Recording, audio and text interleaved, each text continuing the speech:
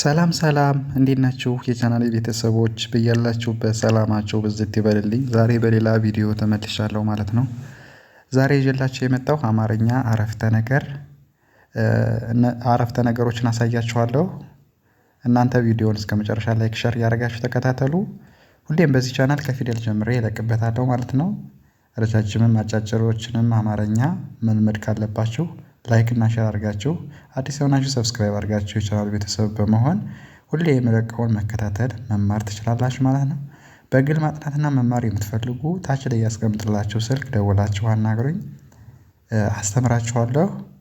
ጥያቄ ካላችሁም ጥያቄያችሁን እመልስላችኋለሁ ማለት ነው። አሁን ቀጥታ ይዤላችሁ የመጣሁኝን በጣም አስፈላጊ የሆኑ አረፍተ ነገሮችን እንለማመዳለን። ከእኔ ጋር አብራችሁ ታነባላችሁ። ደብተራችሁ ላይ ደግሞ ብትጽፉት በጣም ቆንጆ ነው። አሁን ቀጥታ ወደ ንባቡ እሄዳለሁኝ። በዚህ በአረንጓዴ የተጻፈውን እና በጥቁር የተጻፈውን እናነባለን። አብረን እንለማመድ። መጀመሪያ ላይ ያለው ስራህ ስራህ ምንድን ነው። እንግዲህ እናንተ ስታነቡ ስፔሱን እየጠበቃችሁ ክፍቱን ማንበብ አለባችሁ። አረፍተ ነገር ሲሆን ረጅም ይሆናል ማለት ነው። ከቃል የረዘመ ስለሚሆን እስከ ስፔሱ ድረስ ነው የምታነቡት። እስከዚህ ድረስ ማለት ነው። ስራህ ስትሉ ብቻውን ምንድን ብቻውን ከዛ ነው። በአንድ ላይ ስራህ ምንድን ነው የሚለውን አረፍተ ነገር ታነባላችሁ። ስራህ የሚለው የሰን የረንና የሃን ፊደል ይዞ ስራህ ይላል። ምንድን የሚለው ደግሞ የመን የነን የደን እና የነን ይዞ ምንድን ይላል። ከዛ ነው። በአንድ ላይ ስራህ ምንድን ነው የሚል አረፍተ ነገር ይኖረዋል ማለት ነው። ኦኬ ቀጥሎ ደግሞ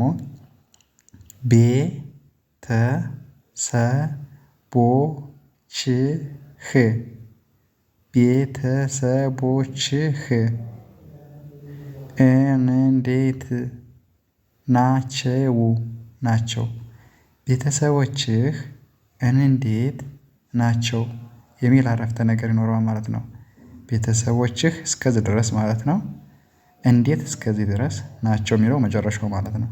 እንግዲህ ቤተሰቦች የሚለው የማን ፊደል ነው? የበን የተን የሰን የበን መልሶ የቸንና የሃን ይዞ ቤተሰቦችህ የሚለውን ቃል ሲወስድ እንዴት የሚለው ደግሞ አራት ነው። የአን የነን የደንና የተን ከዛ ናቸው ሲል ደግሞ የንና የቸ የወ ፊደል በአንድ ላይ አረፍተ ነገር ሲሆን ቤተሰቦችህ እንዴት ናቸው ብላችሁ ስትጠይቁ ስትጽፉ እንደዚህ ነው የምትጽፉት ማለት ነው። ቤተሰቦችህ እንዴት ናቸው።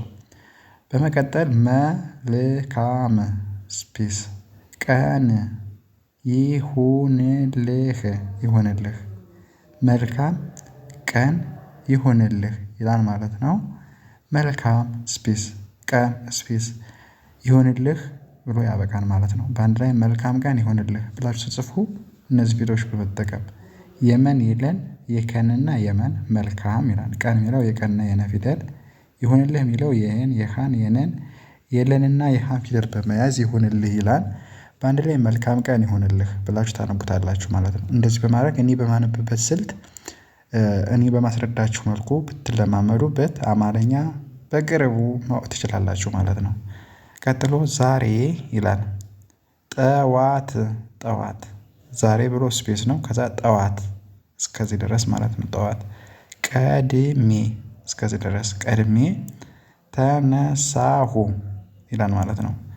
ዛሬ ጠዋት ቀድሜ ተነሳሁ ይላል። 4-0 አሁን ያነበብነው ዛሬ የምትለዋ ቃል ነች። ጠዋት የሚለውም እንደዛው ቀድሜ የሚለውም እንደዛው ተነሳሁ የሚለውም እንደዛው በአንድ ላይ ሲሆን ግን ዛሬ ጠዋት ቀድሜ ተነሳሁ ብላችሁ ታነቡታላችሁ ማለት ነው። ዛሬ የምትለዋ የዘና የረ ጠዋት የሚለው ደግሞ የጠን የወንና የተን ይዞ ጠዋት ይላል። ቀድሜ የሚለው ደግሞ የቀን የደን የመን ፊደል ይዞ ቀድሜ ይላል። ተነሳሁ የሚለው የተን የነን የሰንና የሃን ፊደል ይዞ ተነሳሁ ይላል ማለት ነው።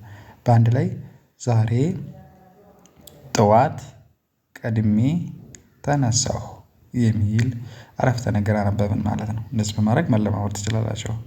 ቀጥሎ ቁርስ ይላል። እስከዚህ ድረስ መብላት እስከዚህ ድረስ መብላት እፈልጋለሁ ቁርስ መብላት እፈልጋለሁ።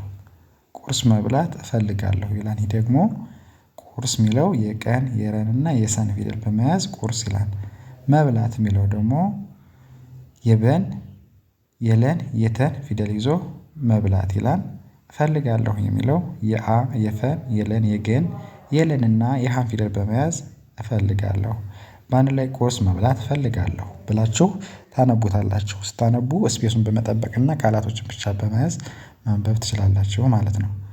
እሺ ቡና መጠጣት ትወዳለህ ይላል። ቡና መጠጣት ትወዳለህ። ቡና ከዛ መጠጣት ከዛ ትወዳለህ የሚል አረፍተ ነገር አነበብን ማለት ነው። ቡና የሚለው የበ ሁለተኛ የነ አራት ቡና መጠጣት የሚለው የመ አይሚን የጠን ሁለት ጊዜ የአንድ አራተኛ እንደ የመጀመሪያ የተን መጠጣት ይላል።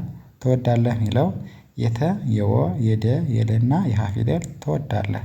በአንድ ላይ ቡና መጠጣት ትወዳለህ ብላችሁ ስትጠይቁ ይህን ትጠቀማላችሁ ማለት ነው። ኦኬ እናንብበው። ቡና መጠጣት ትወዳለህ ይላል። የመጨረሻው አንዴ ከመጀመሪያው ጀምሬ ላንብብላችሁ አብራችሁ እኔ ጋር አንብቡት። መጀመሪያ ላይ ስራህ ምንድነው?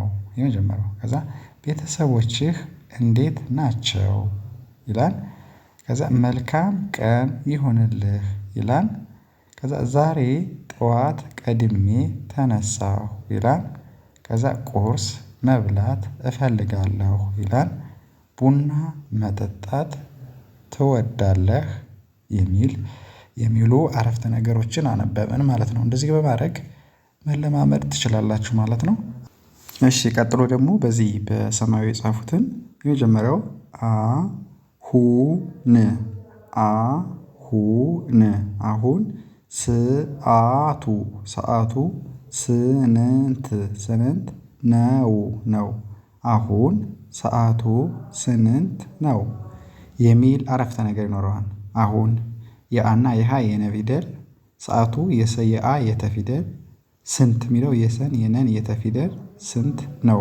በአንድ ላይ አሁን ሰዓቱ ስንት ነው የሚል አረፍተ ነገር ይኖረዋል። አሁን ሰዓቱ ስንት ነው ብላችሁ ስትጠይቁ እነዚህን ፊደሎች በመጠቀም ነው የምትጽፉት ማለት ነው። ከተጻፈላችሁ ወይም ደግሞ የምታነቡት በዚህ መንገድ ነው። እንደዚህ በማድረግ ማለት ነው አሁን ሰዓቱ ስንት ነው ብላችሁ ታነቡታላችሁ ማለት ነው። ቀጥሎ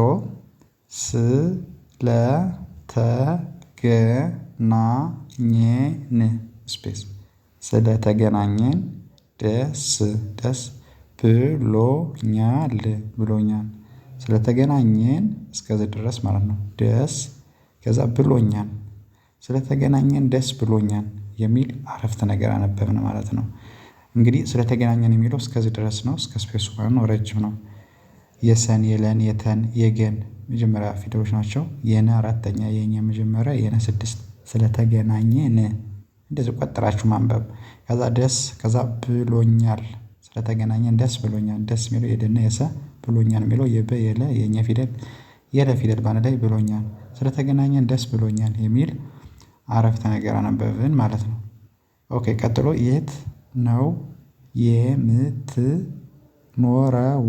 የምትኖረው የት ነው የምትኖረው የሚል አረፍተ ነገር አነበብን ማለት ነው። የት የምትለዋ ብቻዋ የት ጠቋሚ ነች። ነው ደግሞ ነውና ነና ወ ፊደል የምትኖረው የሚለው የመ አዛተ ነ ረና ወ ፊደል የምትኖረው የት ነው የምትኖረው የሚል አረፍተ ነገር ይሆናል ማለት ነው።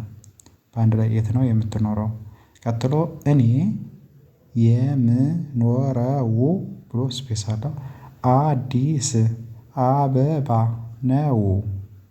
አዲስ አበባ የምኖረው ከሆነ እኔ የምኖረው አዲስ አበባ ነው ብላችሁ ስትጽፉ ይህን ቃል መጠቀም። እኔ የምኖረው አዲስ አበባ ነው። እኔ አና ነ ማለት ነው። የምኖረው የነና የረ የወ ፊደል የምኖረው አዲስ አ ፊደል ደ ፊደል ሰ ፊደል አዲስ አበባ የሚለው የአ የበና ሁለት ጊዜ ማለት ነው። በና ባ ከዛ ነው አበባ አዲስ አበባ ስትጽፉ እንደዚህ ነው የምትጽፉት። እኔ የምኖረው አዲስ አበባ ነው ብላችሁ ትጽፋላችሁ ማለት ነው። ቀጥሎ እድሜህ ስንት ነው? እድሜህ ስንት ነው ብላችሁ ጠይቁ። ይህን ቃል ትጠቀማላችሁ። ነች ይቺ ስድስተኛ፣ ድ ስድስተኛ፣ የመ አምስት፣ የሀ ስድስት። እድሜህ ስንት፣ የሰን የነን የተን ስንት ነው። በአንድ ላይ እድሜህ ስንት ነው ብላችሁ ታነባላችሁ። መጨረሻ ላይ ያለው አማረኛ አማረኛ መናገር እችላለሁ አማረኛ መናገር እችላለሁ የሚል አረፍተ ነገር አነበብን ማለት ነው። አማርኛ መናገር እችላለሁ። አማርኛ የሚለው የአ የመ የረና የኘ ፊደል፣ መናገር የሚለው የመን የነን የገን የረን ፊደል ይዞ፣ እችላለሁ የሚለው የአ የቸ የለን ሁለት ጊዜ ላና ለ ማለት ነው። ሁለተኛ እችላለሁ አማርኛ መናገር እችላለሁ የሚል አረፍተ ነገር ይኖረዋል ማለት ነው። እንደዚህ በማድረግ መለማመድ ትችላላችሁ። በጣም ቀላል ነው። እስከ ቪዲዮ መጨረሻ መከታተል አብራችሁ ከኔ ጋር መለማመድ ነው የሚጠበቅባችሁ። መጀመሪያ አሁን ሰዓቱ ስንት ነው ይላል።